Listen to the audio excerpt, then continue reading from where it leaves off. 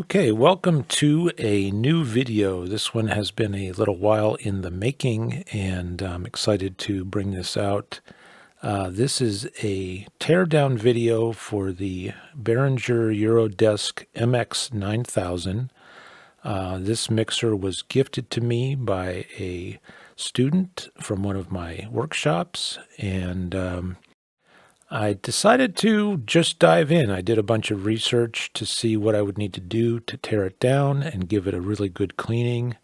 As you can see, it really does need to be cleaned. And this is some of the before pictures.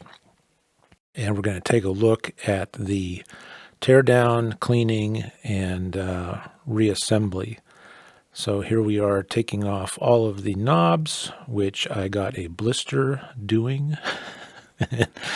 And as you can see, there's a really good layer of gunk on the entire board here, so imagine what's inside. I did watch a number of videos on YouTube to learn how to take this apart and suggestions on cleaning. Probably the best videos I found were by Pherotone Studios. I'll link that in the description. He does a complete teardown of a similar Mackie desk, and that was instrumental in how I proceeded with this. One big tip is that there is an old glue that they used on these ribbon cables that is a real pain to get off. You can see it glooped over on a lot of these places.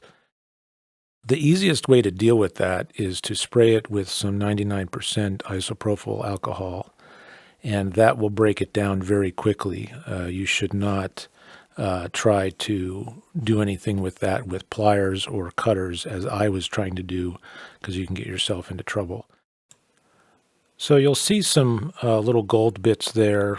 Those are standoffs that came apart, and it's really because there's a screw on the bottom of the circuit board that holds that in from that side, and then that standoff is what the screws on the very top of the mixer screw into from the other side. And you don't have to remove the screws on the bottom of the circuit boards, but I was having some trouble getting a couple of those out, and I decided to just take them apart. It would be better if I had this standing up on its edge, and I could have taken that out with a lot less trouble. And you'll see when I put this back together, that's what I ended up doing to make it easier on myself. And you always want to check to make sure there's nothing like that rattling around inside before you put it back together anyway. So there's the filthy board and the top, and then after a nice cleaning, nice and shiny.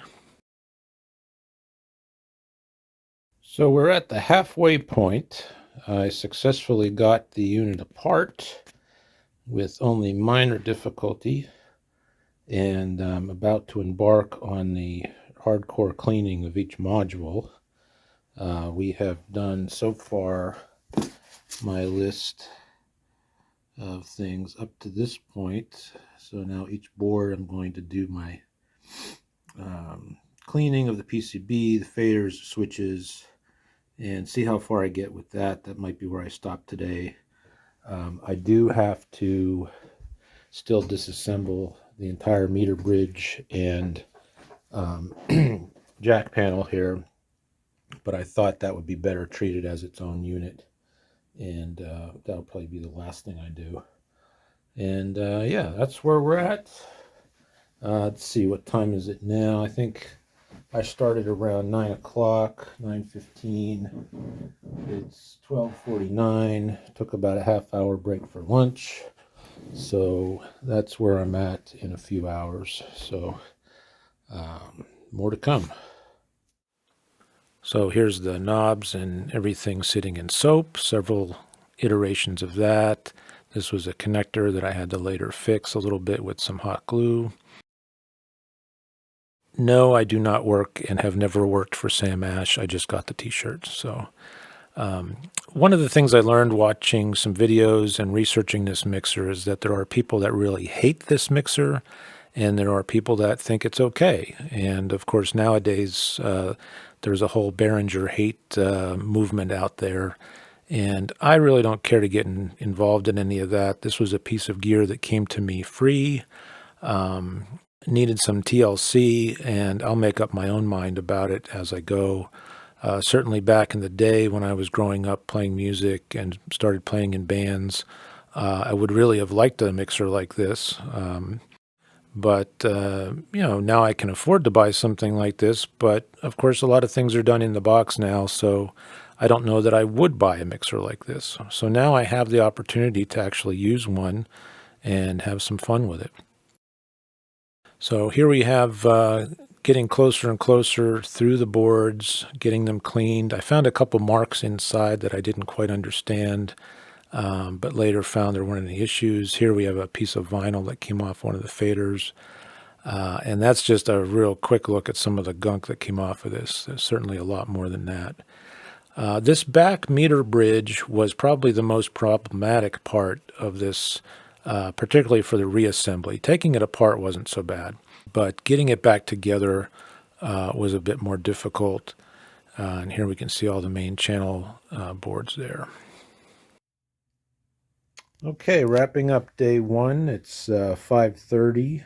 Here are the cleaned main channel boards, 1, 2, 3, and then the master section. Those are just drying a bit to make sure all of the alcohol cleaner that I used on the PCB is definitely off overnight, should evaporate. I got all my various bits and bobs labeled. The panel in the back, I have removed most of the boards and have cleaned those as well. I decided to cheat a little bit and not completely take out the meter boards. I don't really have any reason to believe there's any problems with those. There's no moving parts. There's no reason to really take those out.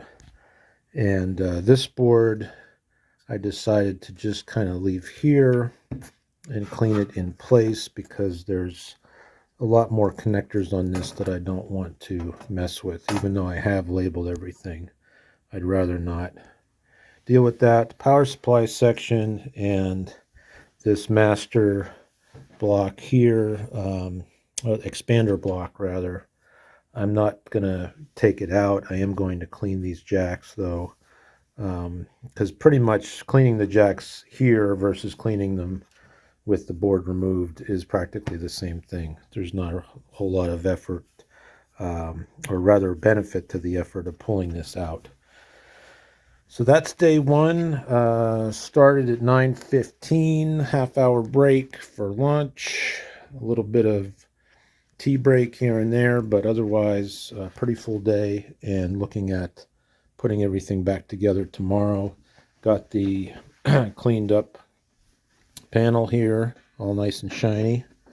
And I even found all of the screws. There were 2 screws that fell inside, and I was able to locate those.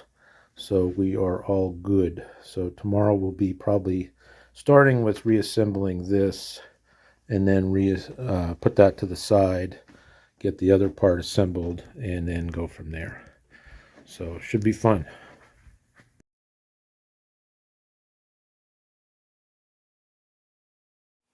This is just a shot from inside of the meter bridge. I thought that looked kind of cool, like a little spaceship or something. So this is really the best way to put this back together, sitting it on its end. And this would also be the best way to take it apart, which I did not do initially. As long as you have something to prop it up against or someone to help you, this goes together very quickly with this orientation. So each board has quite a few screws then that you have to connect, and if you do it this way, you won't lose any of the standoffs or anything. You can have those already screwed in from the back underside of the board, and it shouldn't be a problem. Lighting is very important. I had a lot of different lights I was using to make sure I could see what the heck I was doing. And here we go with everything back in, and now trying to assemble this part. Now I kind of cheated here. I didn't show a lot of this, but this took a lot of effort to put back together with a helper. And next time if I do this again, I would definitely do it differently. But here we are getting ready for the final test. Okay, so it is day 2 after putting this back together and zeroing the board. So everything's zeroed now. Ready to turn it on for the first time. And I've got the power supply down here. Now, of course, I've had this on before I cleaned it, and for the most part, things were looking pretty good, except for channel 5. So that's where my focus is going to go eventually, after we make sure this thing comes on without exploding. But thought I would do that live and see what happens. So here goes nothing. We're going to power it up, and I'm going to step back and let this come up. And of course, I wouldn't expect anything to happen. This is all a good sign. We've got power, both rails of that. Let's see, our display mode is going to be channel, so we'll leave that there. And just going to let this warm up for a couple minutes. I have not put the sides back on it yet. I will say that this construction is a pain in the ass. Putting this back together was a pain in the ass, because this, while it is separate somewhat, it's not separate enough, and there's a lot of weird angles that you have to get just right to get this on. It'd be much better if the meters completely came off in one chunk that was didn't have all these angles to it. But anyway, so yeah, we're going to let this sit and warm up, and I'm going to come back and check a few channels and give a report. Stay tuned. So overall, this went very well. Had very little trouble, only a few minor things. I think the things that I did right were that I planned to do this on a weekend where I didn't have anything else going on. So I had dedicated time. I did do a lot of research beforehand and watched a number of videos to get an idea of what was ahead. And I also prepared all of my materials ahead of time, so I didn't have to run out for anything. So I had extra cans of cleaner, all of my tools, everything here, and tables at the ready to set everything up and have at hand as things moved around, because it was pretty much took over my entire studio for the entire weekend. And also had a helper available just in case, i.e. my wife, so that when I got to that point, I didn't get stuck either, because there were at least 2 places where I could not have continued if I didn't have a helper. So some things that went wrong, taking that glue off. I wish I would have realized the isopropyl alcohol trick before, because I did end up nicking one of the boards a little bit, but I lucked out in finding out that the board was fine. I was able to troubleshoot it, and it was okay. The other thing I had a little trouble with, aside from the meter bridge itself, was the front rail where you kind of sit your arms when you're working on it. That needs to come off in a certain order. So that really needs to come off after the circuit boards are out, and it needs to go on before the circuit boards are put back in.